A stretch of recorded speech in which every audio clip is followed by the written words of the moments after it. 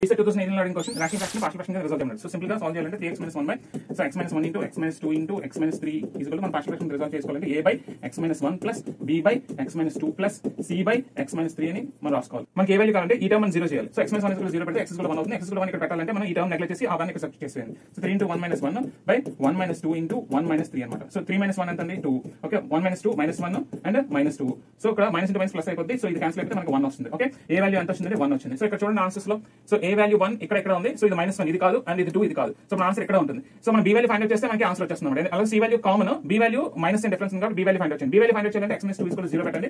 x = 2 అవుతుంది. x = 2 ఇక్కడ substitute చేసే ముందు ఈ టర్మ్ నెగ్లెక్ట్ చేయండి. సో ఇప్పుడు చూడండి సో 3 × 2 - 1 by 2 - 1 × 2 - 3. ఓకే 6 - 1 ఎంత అండి 5 5 × 1 2 - 3 అంటే -1. ఓకే సో మనకి ఆన్సర్ ఎంత వచ్చిందంటే -5 వచ్చింది. అంటే b -5. సో మన ఆన్సర్ ఏమవుతుంది b -5 కాబట్టి -5 by x - 2 వచ్చింది. ప్లస్ అయితే ఇది. సో ఇది కాదు మన answer. So this is your answer. Okay for more videos subscribe to our channel.